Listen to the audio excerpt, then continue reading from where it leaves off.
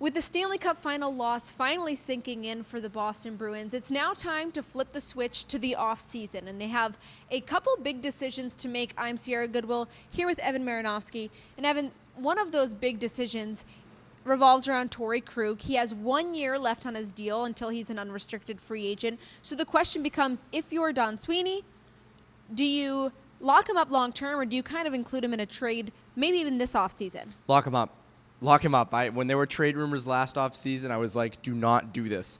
The reason the Bruins have such a potent power play is because of Krug. Mm-hmm. Krug is your power play quarterback. You know, you can look at Bergeron on the bumper and say maybe that, or Marchand or Pastrnak on the sides, or like Johansson beside the net.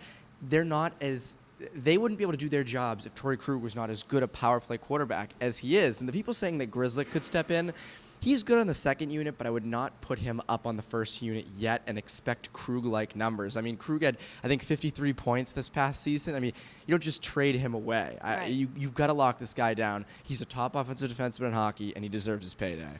Bruce Cassidy said multiple times throughout this series that hopefully Torey Krug is no longer an underrated player because of how good he is, especially on the power play. And another very young player on the defense for the Bruins, Charlie McAvoy. There are some questions regarding his future for the Bruins as well. Is he someone, as young as he is, 21 years old, should the Bruins kind of lock him up long term as well? Yeah, I mean, he's sort of one of their big future cornerstones on the back end. He can play the power play. He's good on the penalty kill. He's good in his own zone. He's very good in both ends of the ice, and it's hard to find a defenseman who is basically elite in both ends of the ice. I mean, that doesn't happen all the time. You know, I think the perfect example is the Brandon Carlo-Torey Krug partnership on the second D pairing, where Carlo's amazing in his own end, Krug is amazing in the offensive zone. Right. With McAvoy, he kind of does both, and I think that having him, you know, he's learned under Chara now for 2 years, you know, maybe 3 if you count the 16-17 postseason, but no one really does.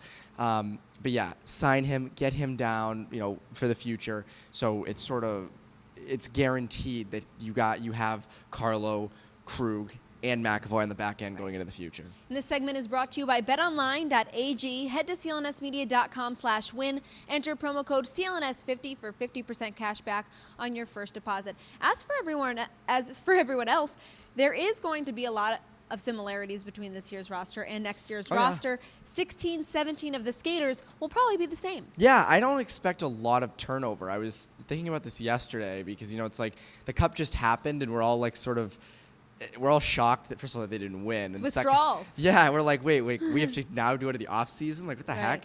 I thought this went on forever. But no, I think that this roster is going to be pretty much the same. You know, when you look at the top line, it'll still be Bergeron, Marchand, Pastrnak. They're not going anywhere. I don't think you move Krejci. DeBrusk will be next to him on the left side. The question is on the right side of Krejci. And I think that's going to be a big question mark. You know, will they buy out David Backes? And you know, is Carson Coleman really ready to be the everyday second-line right winger? I'm not 100% sure of that yet.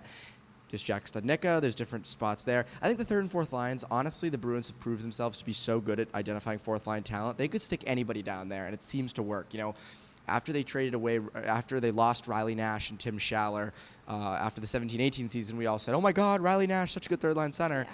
And they replaced him with Coyle, and it was no big deal. And then, you know, Tim Schaller, they replaced with Chris Wagner, and he was even better. So, you know, if you got to sign a guy for $1 million on July 1st to slot in on the fourth line and you lose a guy, so be it. You know, the third and fourth lines will kind of fix themselves. But when it comes to the top two lines, the only real turnover you might see is the right side of Krejci. Well, we'll have you covered all off-season long on clnsmedia.com and on our Twitter account @BruinsCLNS.